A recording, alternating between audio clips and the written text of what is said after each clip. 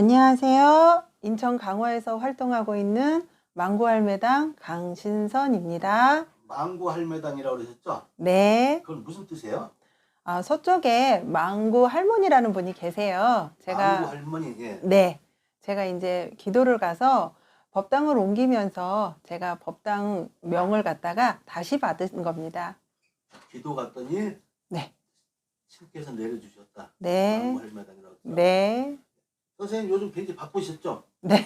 조금 전국을 바빴습니다. 도셨다는데? 예, 기도 다니는 것도 바빴고요. 신어머니랑 신식구들하고 같이 이제 일도 하고 기도 다니느라 조금 바빴습니다. 아, 그렇죠. 네. 그다음에 뭐 또 해 바뀌면서 또 뭐 그 해맞이 기도도 갔다 오셨다고. 그럼요. 해맞이 기도 이제 매번 저희가 이제 12월 31일 날 하고 이제 그 다음 날 1월 1일 날 해돋이 기도하면서 홍수매 기도하고 같이 이제 기도 신도님들 이제 기도를 같이 해드리는데 그때 나온 공수가 진짜 제대로 맞는 분들이 많으셔서 참 좋은 일이 많았었어요.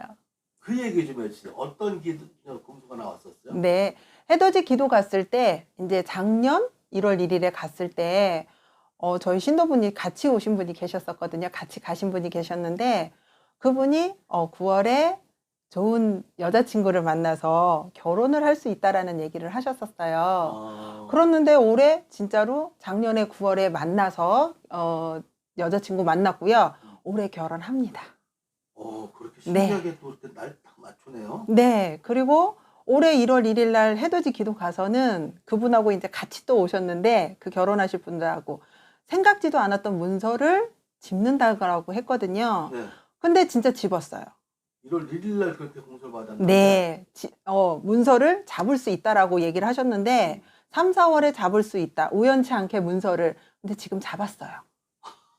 신기한 것도 있네요. 네. 신기한 일이 좀 많았었고요. 그때 이제 홍수매기 하면서 홍수매기 이렇게 받았는데 그때부터 자녀분 때문에 걱정하셔서 홍수매기를 부탁하신 분도 있고 기도를 부탁하신 분이 있는데 그걸 받고 한 일주일 지나서 혹시 홍수매기 하셨냐고 전화가 왔더라고요. 근데 아직 안 갔습니다 라고 했는데 선생님 감사해요 그랬더니 저 아무것도 아직 안 했는데요. 초만 지금 켰습니다 그랬더니 그분이 저희 아들이 연예계 생활을 꿈꾸다가 갑자기 선생님한테 갔다 오고 나서 직장을 알아보겠습니다 라고 하고 완전히 바뀐 거예요. 사람 자체가? 네, 아드님이. 그래갖고 너무 고맙다고 그것도 그분 이제 기주님, 저희들은 기주님이라고 하시죠. 와이프분이 의뢰를 하신 게 아니라 대주님이 의뢰를 하신 거였거든요. 남자가? 예, 의뢰를 하셨는데 아드님이 이렇게 많이 변했다고 저한테 너무 고맙다라고 그렇게 얘기를 하시더라고요. 남자분 깜짝 놀랐겠네요. 네.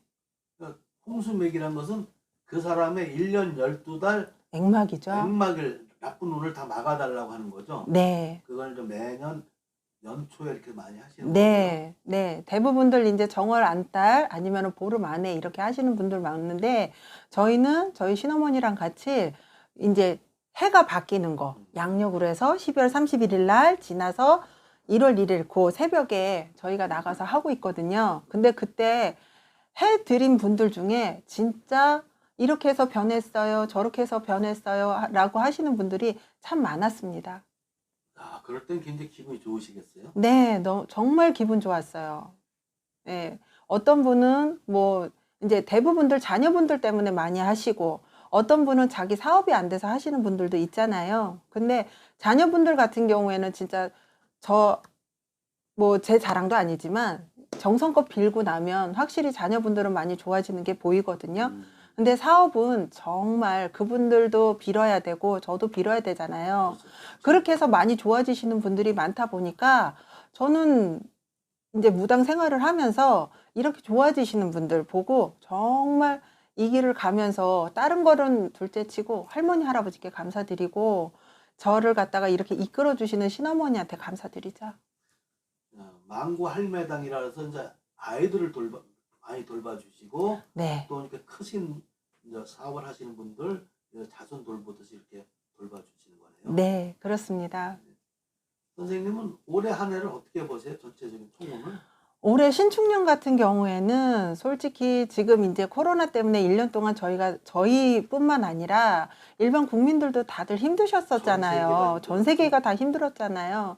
근데 이제 백신이 들어오고 하다 보면 참 우리나라 국운을 봤을 때 신축년 들어와서 우리나라 같이 막 풀어주고 하는 나라는 없어요. 코로나로 인해서. 그럼 그렇지만 그런 걸로 인해서 많이 경제가 다운되거나 이제 솔직히 자영업 하시는 분들은 좀 힘드실 수 있겠지만 큰 나라로 인해서 큰 걸로 본다 그러면 우리나라에서는 분명히 수출도 많이 늘 거고 중요한 거는 우리나라에서 이제 치료제도 많이 나오고 이제 치료제가 지금 우리나라에서는 개발을 하고 있는 거잖아요. 백신이 아니라.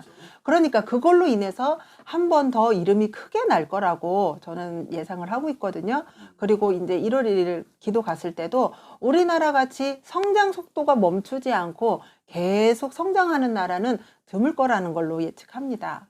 그리고 코로나 같은 경우에도 이제 백신이나 이런 거, 아마 이제 개인 인생들 철저히 하신다라고 하면 문제가 되지는 않을 것 같아요. 대부분들 보면 하지 말라는 거, 하지 말라는 행동을 하신 분들이 그렇게 많으신 거잖아요.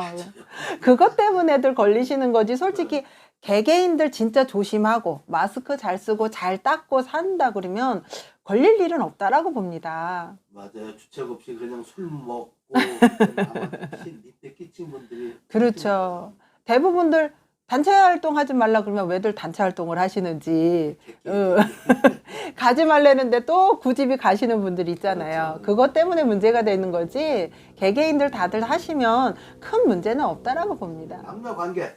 남녀 관계요. 이게 남녀 관계가 네, 다른 게 아니라 침도 깊은 게 아니라 네, 둘이 남녀 불륜 같은 얘기도 있죠 한번. 그렇죠. 네. 네. 저한테 지금 3년째 오고 계시는 분이 계세요. 3년째. 네, 3년. 네, 1년에 한 번씩 내 언니랑 같이 오세요. 사귀시는 분하고 오시는데 맨 처음에는 이제 따로따로 오셨고 그 다음에는 같이 오셨어요. 같이 들어왔을 때 어떻게 보셨어요? 남남인 걸 알고 있었죠. 그게 보여요? 네, 짝이 따로 있는 걸로 나와요. 오. 네. 근데 두 분이 앉으셨는데 남자분은 이제 헤어지려고 마음을 먹고 왔었다가 여자분이 안 놔주시는 거예요. 예, 그래서 저희 그냥 만나는 건 어떨까요? 제가 봤을 때는 서로 간에 서로 상대방한테 서운하고 허전하고 이제 채우지를 못하는 거를 갖다가 이분들은 서로 간에 그거를 채우고 사시더라고요. 부족한 거를. 네, 부족한 거를 갖다가 채우고 계시더라고요. 그러니까 다른 거는 둘째 치고 서로 간에 부족한 거를 채우고 살고 있고 이 남자분 사주에 바깥에 여자를 분명히 두고 사셔야 되는 사주시고 사주가. 네, 여자분도 바깥에 남자가 있으셔야 되는 분인 거예요. 그런 사람들도 네, 그래서 두 분이서 그냥 서로 간에 구속하지 말고 그냥 서로 그냥 좋은 시간에 만나시는 거는 상관이 없다. 그리고 두 분이서 하시는 게 다른 게 없어요. 등산 서로 다니시면서 이렇게 천천히 산책하듯이 다니는 거 좋아하시는 분들이거든요. 그러니까 그렇게 다니시는 거는 상관이 없다라고 그렇게 얘기한 적도 있고요. 그분들이 뭐 요즘도 오시나요? 얼마 전에도 오셨다 가셨어요. 네. 그분들은 참 그렇게 그런 인연들이 만나야만 되는 인연들이 네, 있는 거죠. 만나야 되는 인연들이 있어요. 바깥에 꼭 이제 안에서 채우지를 못하는 것 때문에 어떤 사람은 인내하고 사는 사람들도 있지만 굳이 그거를 꼭 이제 바깥에서 채워야 되는 그런 분들. 바깥에 꼭 남자분이 있어야 되고 여자분이 있어야 되고 그래서 이제 배우자가 아닌 다른 사람을 꼭 보고 살아야 되는 그런 사주들이 있다 보니까 그런 분들이 계셔서 조금 안타까울 때도 많아요. 그렇죠. 네, 반대로 또 이제 헤어져야 될 사람인데도 꼭 굳이 붙어 사는 사람이 또 있죠. 많죠.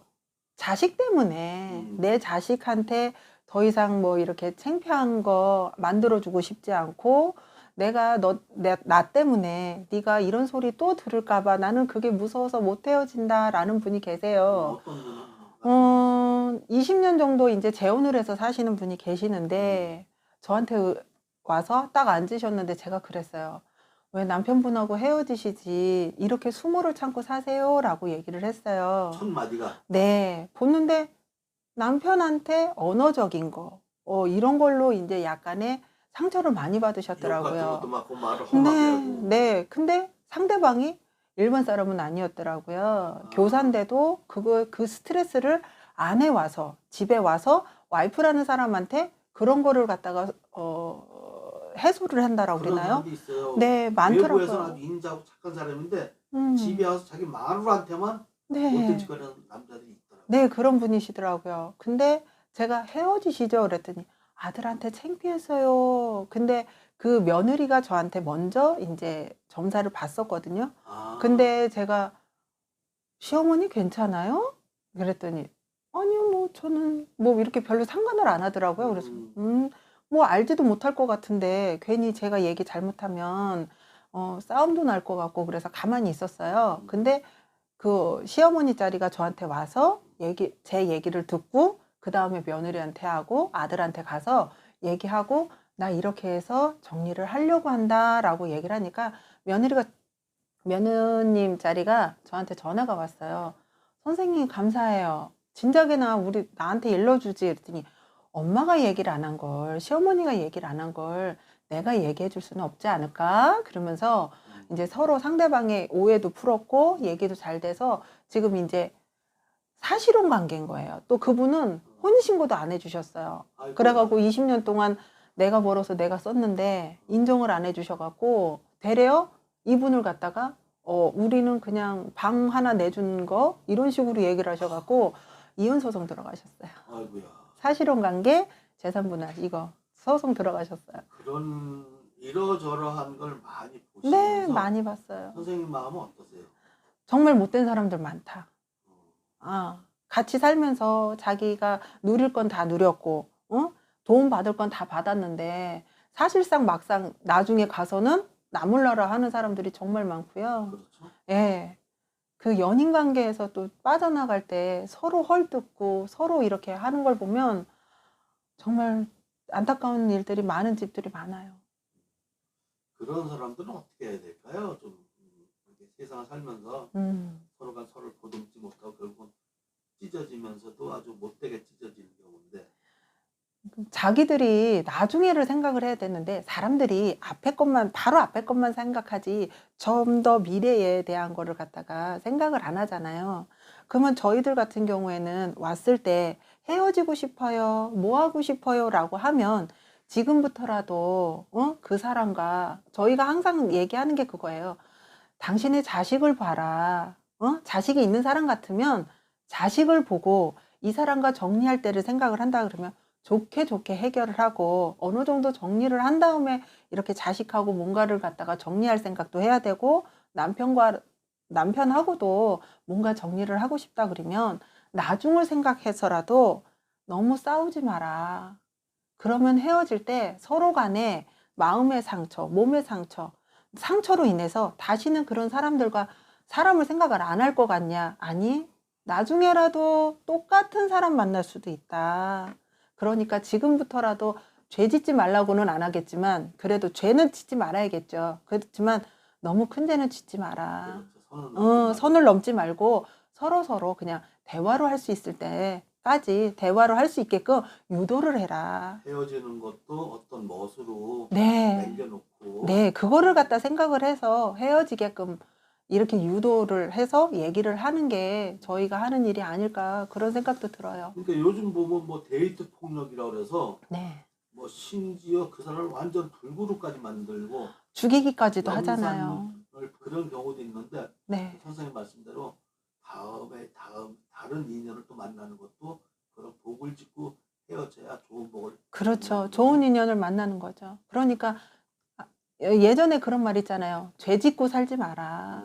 그리고 저희가 하는 일이 자손들을 갖다가 이제 자손을 낳으신 분들은 진짜 자손을 생각해서 내가 죄를 짓지 말아야 다음에라도 내 자손들이 좀 편안하게 살 수 있지 않을까. 나는 힘들어도 내 자손들은 좀 편안하게 살 수 있게끔 내가 죄를 짓지 말고 살아야 된다라고 생각을 들거든요. 그러니까 혹시라도 이 방송을 보고 계시는 분들은 정말로 자손을 낳으신 분들 같으면 정말 자손들을 생각을 해서 그러니까 말 한마디라도 좀 좋게 해주고 예쁘게 해주고 내 자손들 갖다가 조금 모자라면 어때요? 좀 힘들면 어때요? 걔네들도 다 몫이 있거든요. 몫이 있으니까 태어난 거고요. 그러니까 아무리 공부를 못해도 아니 나한테서 태어나 줬으니까 잘 될 수도 있고 못 될 수도 있잖아요. 근데 너무 강압적이고 하지 마시고 좋게 이게 좋을 것 같아요. 마지막 인사 말씀 한번 하시죠. 네, 제가 뭐 신축년 새해에는 조금 더 이제 바빠질 것 같고요. 그리고 이제 이 방송을 보시는 분들한테 제가 얘기해 드리고 싶은 거는 인연을 다시 맺고 싶어서 이제 의뢰를 하시는 분들도 많아요. 그런데 헤어진 인연? 헤어진 인연을. 근데 같은 이제 이 길을 가고 있는 선생님들도 좀 들어주셨으면 하는 게, 저한테 의뢰를 했으면 다른 쪽에서 이제 저한테 뭔가가 이루어질 때까지는 의뢰하신 분도 좀 기다려 주셔야 된다라고 생각을 하거든요. 근데 이쪽도 못 믿겠고 저쪽도 못 믿겠고 그러면 아예 의뢰를 안 하셨으면 좋겠어요. 어느 쪽에서는 구술하고 어느 쪽에서는 진짜 어느 쪽에서는 진짜 부적도 쓰고 어느 쪽에서는 초발언하고, 저한테 의뢰하신 분 중에 한 분이 3군데서 의뢰를 하고서는 있는 거예요. 그러면 그분이 이루어질까요? 신들도 많이 헷갈리시겠어요. 그러니까요. 그러니까 만약에 의뢰를 하신다라 그러면 그분을 정말로 믿고 그분한테 매달리시는 게 제일 좋은 방법이라고 생각합니다. 그러니까 무슨 인연이나 무슨 일을 의뢰를 하실 때는 그곳을 정말로 믿고, 그리고 내 마음이 동요한 데를 가셔서 하셨으면 좋겠어요.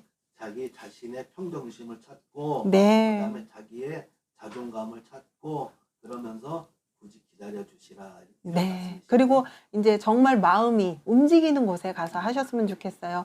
여기가 여기가 잘났다, 저기가 잘났다, 이거를 믿으시지 말고 내가 진짜로 내 마음이 울려서 가는 곳을 찾아가셨으면 좋겠어요. 그래야지 다 합이 들어서 일이 잘 될 거라고 생각합니다.